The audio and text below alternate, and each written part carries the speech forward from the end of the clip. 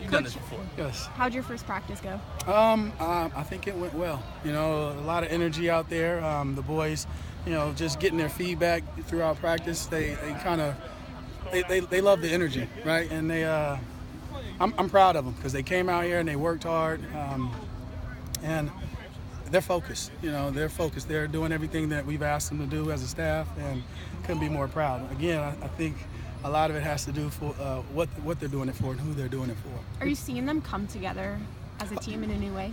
I mean, that's what you see at the end of practice. You know, offense is sticking together, defense is sticking together, and they're competing.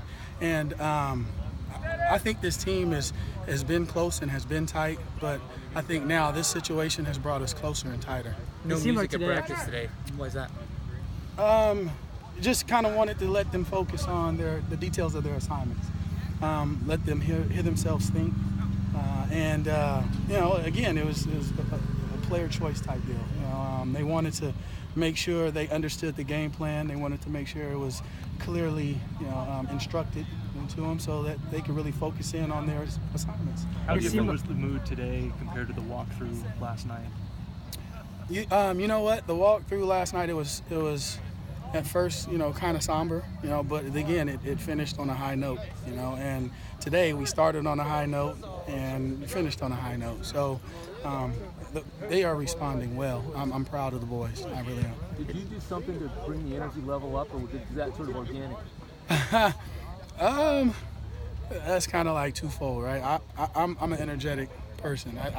Again, I love football. I'm passionate about being out here on the field, and I think the players know that. But I mean, they also love the game of football. So I mean, you put the two together, and then you kind of see the energy. It's electric. You know, I keep saying, I don't know why I keep using that word, but it's electric. You know, a team is going to take on the personality of each individual leader, and that's what they're doing. So what did you do throughout the practice? I mean, as far as, did you spend a lot of time with the defense, or spread it around? I spread it around, especially in the extended individual period. Just kind of watching the guys and kind of watching their body language and their demeanor.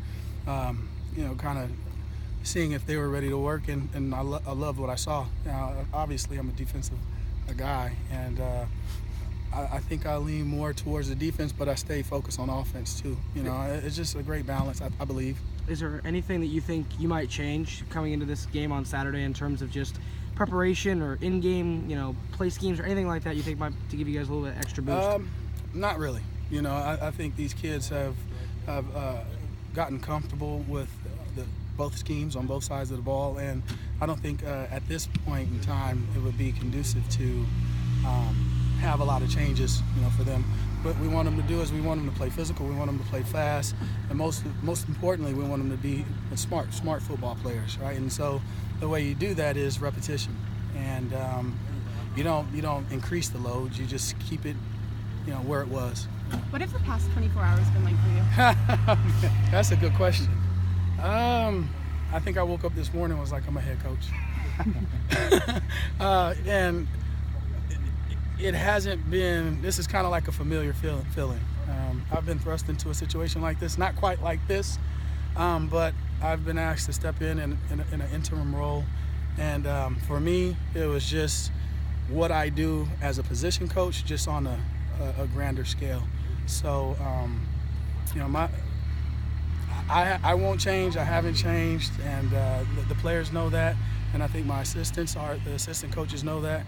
So, you know, the goal is to just have fun. You know, have fun playing the game that we played as children, and now we're growing up. We're young adults, being able to play a kid's game, right? And it has its serious points, but it's fun at the end of the day. What have the meetings been like with your assistants, Cory, and the kind of message that you all want to share together with the guys? How have they responded, since you said you were all pretty surprised by yesterday's news? I want to win. That was probably the long and short of it. Pound the table, I want to win. And the meetings have been all positive. And we haven't skipped a beat. Like I said, this is a tremendous staff. I don't know what else is out there, but I mean, everyone's still working. You see each individual coach and coordinator still out there doing their job, and they still have a pep in their step, and they're still interacting well with the players. So couldn't ask more from a better staff. Has Ryan spoken with Gary at all since your press conference yesterday? Most definitely, you know, and you know, obviously I had to ask him what to do. What do I do? And had a great conversation with him at length. And again, I'll have more questions, and there's still a lot of things that are yet before me that I'm going to have a lot of questions about. And he's a great mentor. That's one thing. Again, I'll never say anything different. He's a great mentor. He's a great leader, and he's missed. Did he recommend you for the job as the interim? To the best of my knowledge, that was Scott Barnes. That was the athletic director and the administration. So I haven't heard of Coach Anderson recommending. Coach, have you had to talk to your players at all who might have felt like, hey, the coach leaves us in the middle of the season, what's that all about, or do they understand? Have you had to talk to some of the guys about that kind of issue? No, it's just, again, it was more of a come together type deal, and no one understands it, but my message to them was, it's the nature of the business. This happens across the country to teams every season. So, it's happened to me, and now it's happened to a few of them multiple times, throughout their collegiate career. And so it's just a part of it. Now, again, football is hard. It's not just hard on, physically, it's hard emotionally and mentally. So it's a part of it. You can't have the good without the bad. Are guys coming to you with questions about why this happened and how this happened?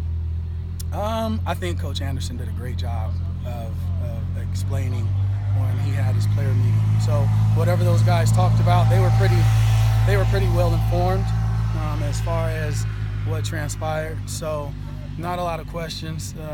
Again, everybody was pretty eager to just get to work. And there's also been some of the guys who tweeted things like, hey, this is on us, it's not Coach A's fault. Do you have to talk guys away from trying to shoulder blame for things and keep them positive? Absolutely. Because it's not their fault. It's not, it's who do you blame? Who's to blame? Obviously, you go into a Pac-12 season, right? You play, how many bowl teams from last year were on our schedule? Okay, then you look at the fact that how many ranked teams did we play? So it is what it is. It's big boy football. It's Power 5 football. It's Pac-12 football. So we knew coming in, no week was going to be easy, nor would we have it that way.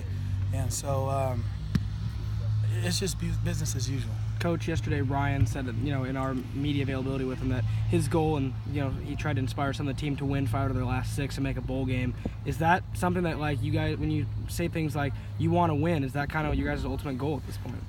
And like I said, I don't like to look ahead like that. I like to stay focused on what's ahead, and the only thing that is on the plate right now is Colorado. Now, bowl game, yes, of course. That's why we're in this business, right? We're in this to go bowling. I don't know what team in this country, FBS, FCS football, championship, but in the bowl division, I don't know what team doesn't aspire to go to a bowl.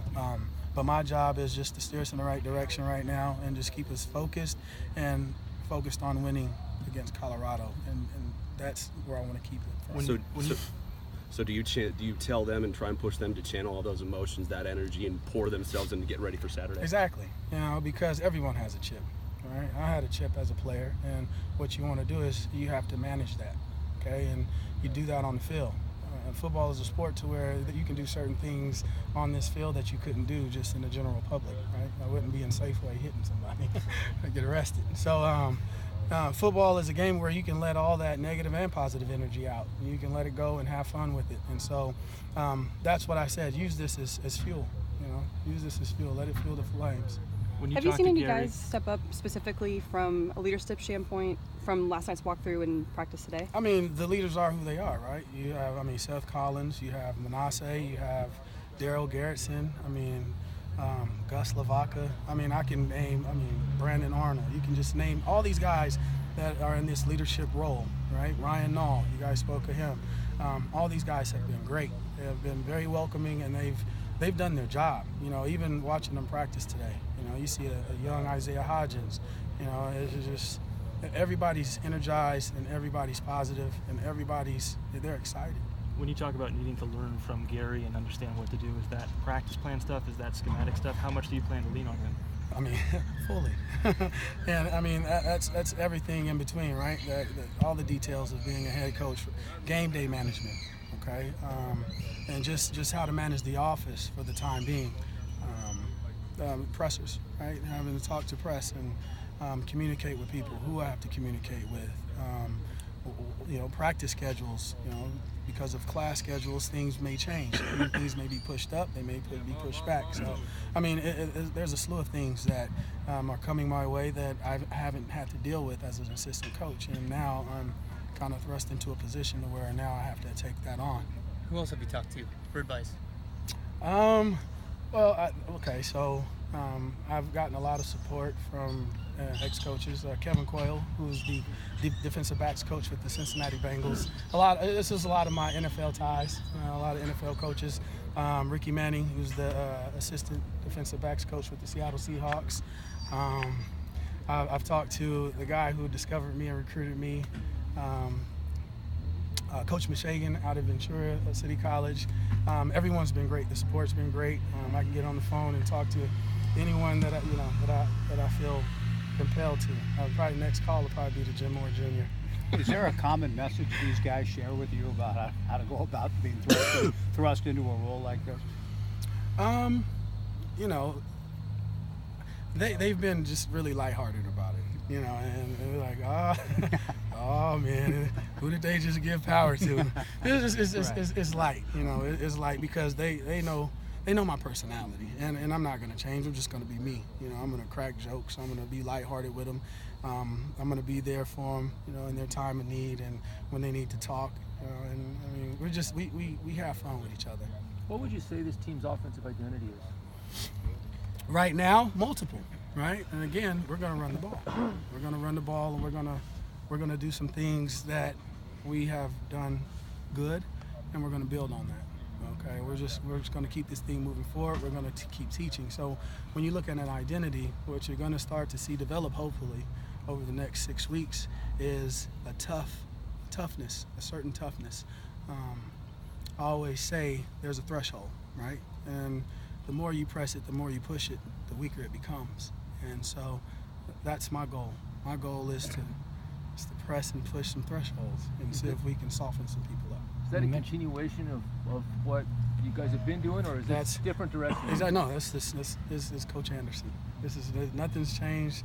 This is Coach A, and this is what he would have wanted. This is what the direction he was going in. And again, it's the assistant coaches, it's the coordinators. They're doing an unbelievable job. Sometimes it just takes a little longer, right? You said you're going to keep coordinators, position coaches in place for this week. Is that established beyond this week? Correct. Well, the coordinators are the coordinators. What's your role in play calling? What is my role in play calling? So I trust those guys, and I'm going to sit back and I'm going to let them do what they've been hired to do. I'm not going to interfere. I don't think right now. I don't think that I should do that to them. Right? They're professionals, and they can get the job done. And it's just I like any head coach, I demand excellence, and that's the long and short of it. Who's the first assistant you met with? First assistant would probably be McGivern. It was Coach McGivern. So what was that conversation like? Just again, keep doing what you're doing. I have faith in you, and just keep at it. Really, I mean, the long and short of it. You mentioned players, all players kind of have a chip. What happens, or how do you find that balance when a player, lets their emotions get the best of them, like maybe Seth did it at USC and that sort of thing? Well, I mean, I talk to Seth, and you just tell him, hey, if you want to celebrate, you want to have fun, celebrate and have fun with me. You come celebrate and have fun with me over there on the sideline, and I don't want to take anything away from your passion and your love of the game, but there's a time and place for everything. You met with each coach individually? Yes, actually. Is there anyone? No. Yeah, I've met with everyone. Will you give players opportunity to meet one-on-one? Yep. And I've met with the seniors. I've met with the leadership committee, and then now my door will be open, from today and the rest of the week for guys to come in and who need to talk, and they have been. I've had freshmen come in and talk.